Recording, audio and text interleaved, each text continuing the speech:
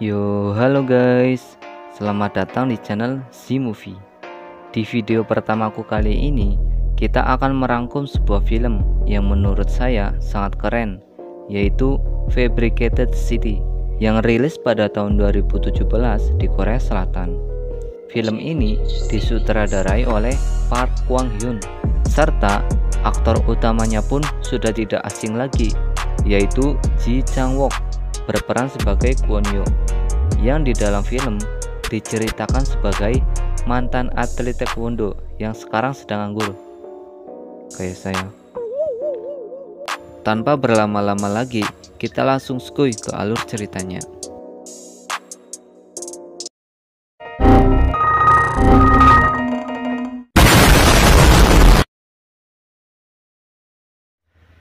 Film diawali ketika Kwon Yo sedang asik main game bersama teman-temannya di suatu warnet. Saat sedang asik main game, tanpa sengaja Kwon Yo menemukan handphone yang sedang ada panggilan masuk, namun tidak ada pemiliknya. Saat panggilan tersebut dijawab, ternyata itu adalah pemilik handphone tersebut. Lalu meminta Kwon Yo untuk mengantarkannya ke suatu hotel dan akan diberikan uang imbalan. Kwon Yo pun setuju dan langsung mengantarkannya. Sesampainya di hotel, ternyata pemilik handphone tersebut sedang mandi.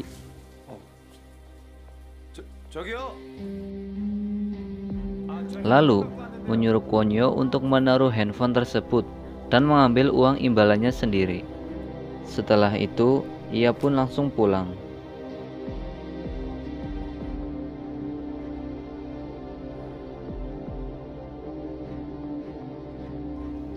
Keesokan harinya, ketika ia baru bangun dari tidurnya, tiba-tiba polisi langsung menggerebek dan langsung menangkap Kwon Yo atas tuduhan pemerkosaan dan juga pembunuhan terhadap pemilik handphone kemarin.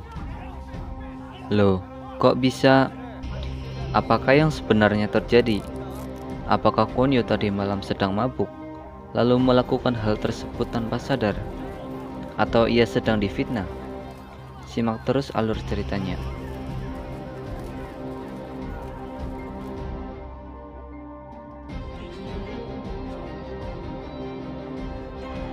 Atas tuduhan tersebut, ia pun dijatuhi hukuman penjara selama seumur hidup. Kwon Yo pun langsung diseret dan langsung dijebloskan ke dalam penjara.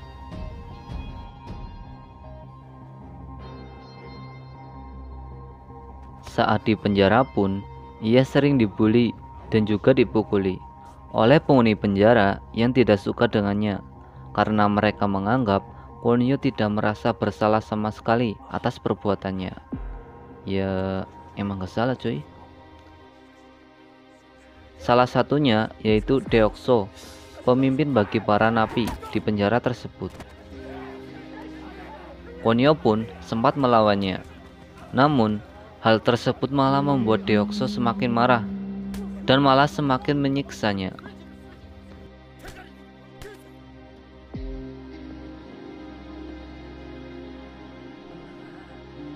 Sampai suatu ketika, ibu Kwon Yo dan pengacara Mencheon mengunjunginya. Lalu, ibunya mengatakan bahwa ia akan mengungkapkan kejadian yang sebenarnya.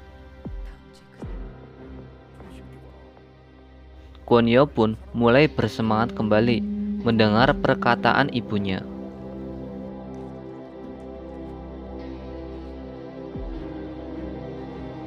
Namun, ketika pengacara Mincheon mengunjunginya lagi dan mengabarkan bahwa ibu Kwon Yo bunuh diri karena stres memikirkannya, Kwon Yo pun marah mendengar hal tersebut. Ia berencana kabur dari penjara dan dengan sengaja ia menusukkan pisau ke perutnya agar dibawa keluar ke rumah sakit.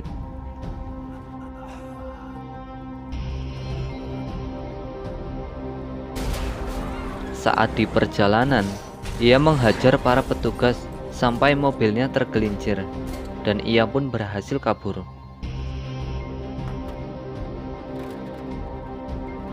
Setelah berhasil kabur, ia segera menemui Min Cheon untuk meminta bantuan. Namun, ia tidak bisa membantu banyak karena sampel darah dan juga sidik jari yang sudah tidak terbantahkan lagi.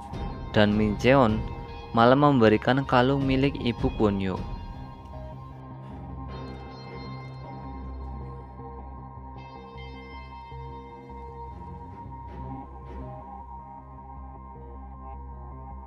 Akhirnya, ia memutuskan untuk meminta bantuan teman sesama gamenya, yaitu Yowol. Dan kebetulan, Yowol juga seorang hacker yang handal, serta ada beberapa teman lainnya juga ikut membantu.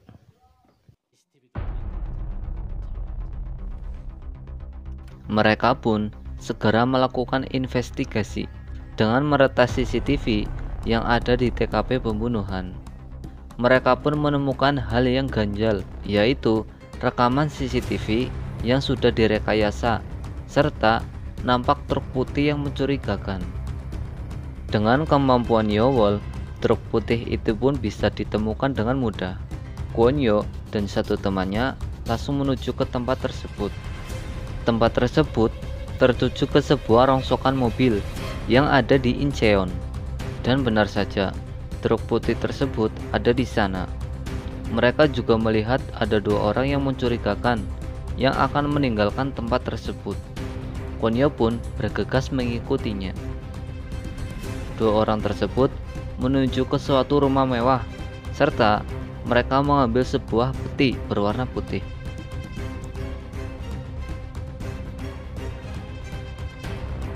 Saat sedang mengintip, ia melihat rumah tersebut sudah dipenuhi dengan darah, seperti telah terjadi pembunuhan.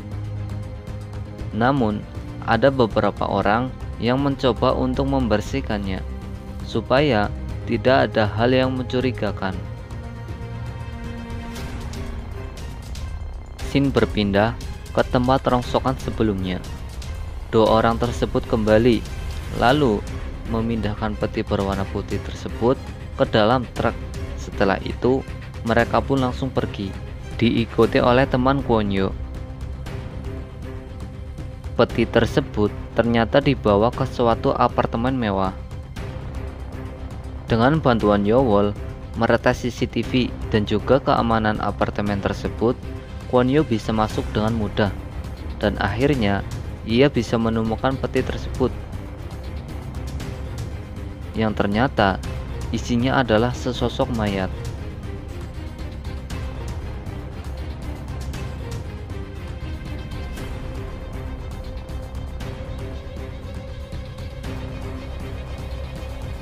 Orang-orang yang sempat tadi muncul di rumah mewah sebelumnya, tiba-tiba mereka muncul lagi. Namun sekarang berbeda. Yang sebelumnya mereka membersihkan TKP pembunuhan, namun sekarang mereka malah merekayasa seolah-olah telah terjadi pembunuhan.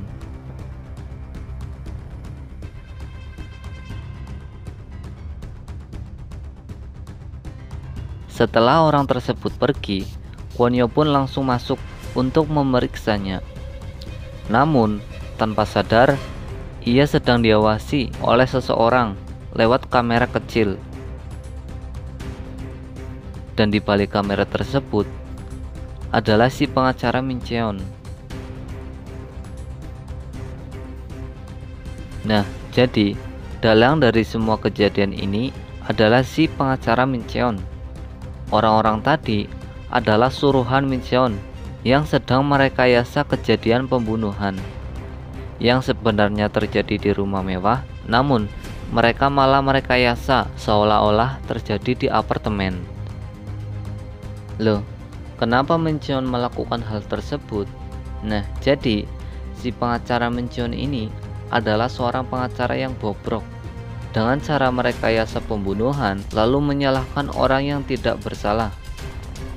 Mungkin itu juga yang terjadi kepada Kwon-yo. Namun, Kwon-yo belum menyadarinya. Ada beberapa pejabat dan juga orang kaya yang telah melakukan pembunuhan.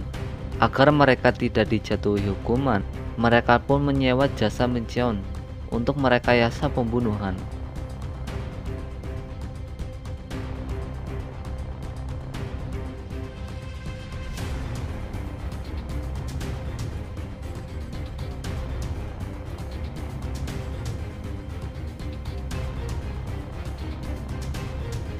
Saat sedang mengawasi wanita yang selanjutnya jadi korban, tiba-tiba Kwon-yo dikagetkan dengan suara yang dulu pernah menjebaknya. Yowol pun segera melacak keberadaannya, dan Kwon-yo langsung mengejarnya, namun masih gagal.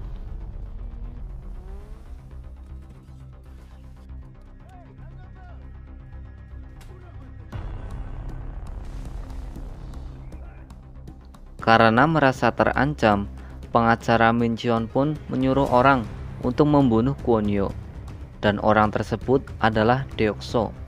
Saat akan dibunuh di suatu gudang, untung saja ia masih selamat karena dibantu oleh Yowol yang menelpon polisi.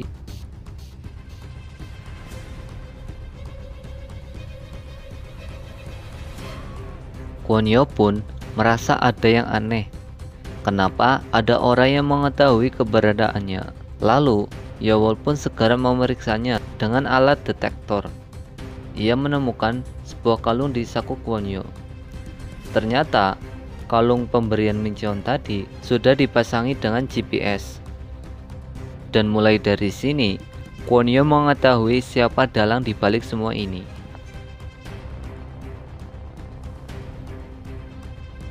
Karena kesal dengan rekayasa pembunuhan ini, Kwon-yo dan juga teman-temannya pun meneror anak buah dari Min Cheon.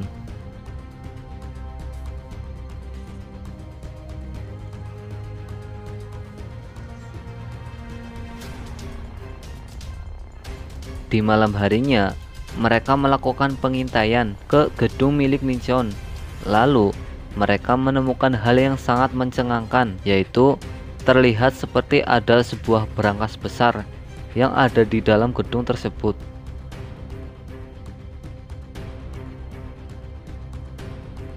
Saat sedang disibukkan dengan telepon, Kwon-yo diam-diam masuk ke apartemen tersebut. Lalu, Kwon-yo langsung mengajar Min Cheon sampai babak belur.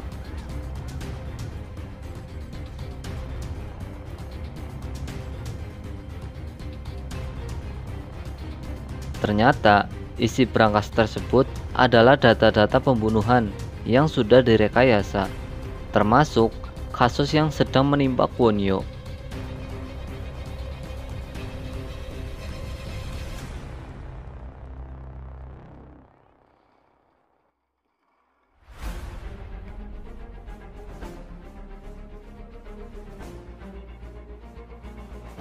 Saat sedang menyalin data-data tersebut, Kwon-yo ditelepon oleh temannya yang sedang disekap oleh Deokso. Akhirnya, ia memutuskan untuk menyelamatkan teman-temannya. Saat sudah sampai, Kwon-yo segera mematikan lampu dan langsung mengajar Deokso serta anak buahnya.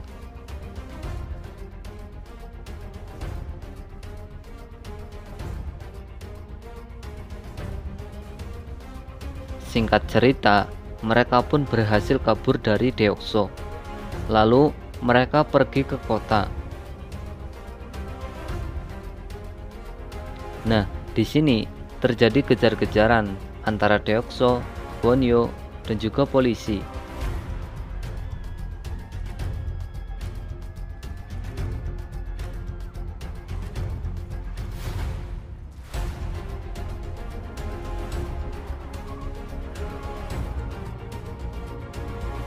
Karena sudah tersudut, Kwon-yo pun menyerah kepada polisi.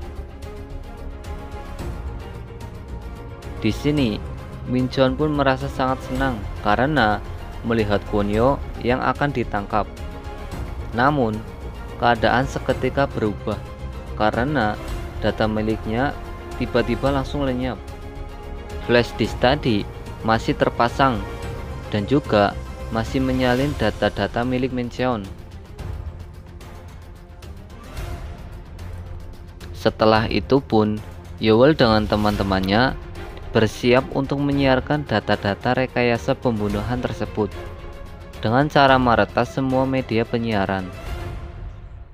Dan akhirnya, semua kejahatan Min Cheon pun terbongkar, serta semua orang pun sudah mengetahui hal tersebut. Kwon-yo pun bisa bebas dan menjalani hari-harinya seperti biasa. dan film pun berakhir. Oke, jadi itu adalah alur cerita dari film Fabricated City. Kalau kalian mau request pembahasan film, kalian bisa komen di bawah. Jangan lupa like, comment, and subscribe supaya kalian gak ketinggalan video selanjutnya. Burung beo milik Mbak Asi. Sarang eyo dan terima kasih.